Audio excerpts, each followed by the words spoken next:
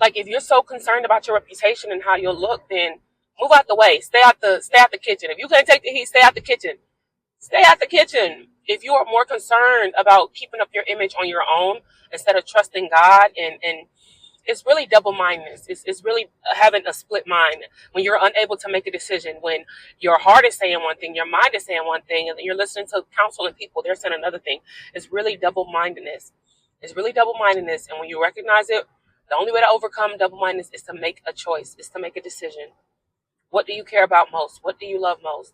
Now, I'm not talking about something that you're unsure about. I'm talking about when you know for sure that God has spoken. You know that God has spoken, and you've done nothing with it.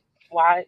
Because the truth is, you care more about how it will look to people. You care more about how it will appear. You care more about what will people say. And I know we say, well, I don't care about what people say. It's easy to say that until it's time to actually do something and you ain't done it yet.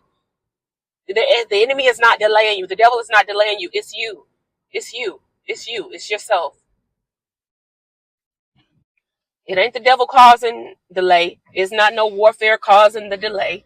It's the truth that you need to recognize, that you just may care about your reputation a little bit too much to obey God. You just may you just care a little bit too much. And we have to become people of no reputation. Why? Because that's who Jesus was. Who? Jesus? Sitting with sinners? Jesus? Allowing unclean people to touch him? Jesus? Really?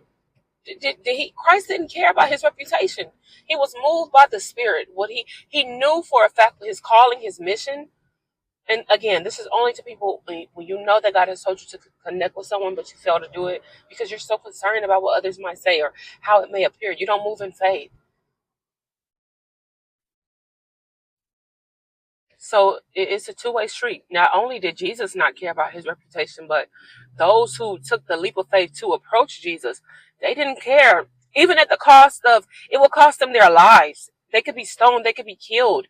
Even at the cost of facing persecution and backlash. So it's not just one-sided. It's a commitment to lay down your reputation, to see the will of God made manifest, to see God's will being brought forth in the earth. And in this time, when we say that God is moving and God is doing the miraculous, we won't see it without a faith. We won't see it without risk. We won't see it if we're so stuck in reputation. I'm not one. I couldn't sleep at night like that. I couldn't sleep at night. I couldn't go about my life peacefully knowing that God has told me to do something, but I failed to do it because I'm concerned about how it may look. I'm just I'm just a wild woman like that. I'm just not like that. I'm just not like that. I'm bold enough to do what I have to do, say what I have to say, no matter what.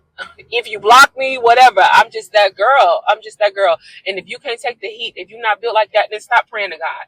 Stop praying to God, telling him to show you the desires that he has for you and his will and his way.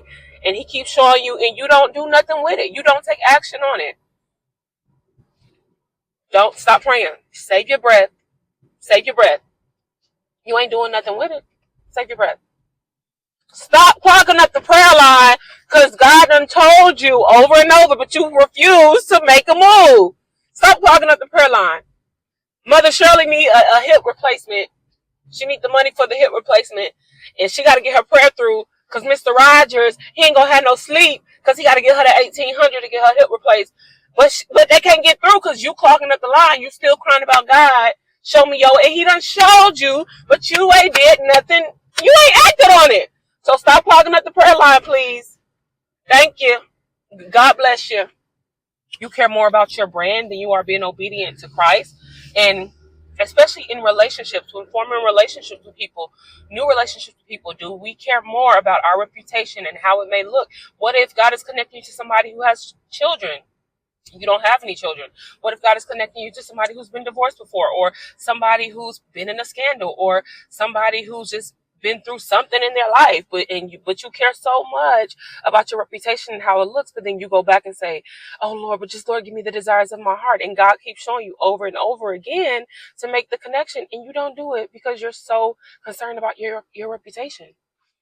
We can't be people who say we are chasing after the heart of God, but yet when he has continued to show us the way to go and we fail to act on it, we want to get mad at him, or we get mad at the delay, or we blame the devil when it's really ourselves. It's really us.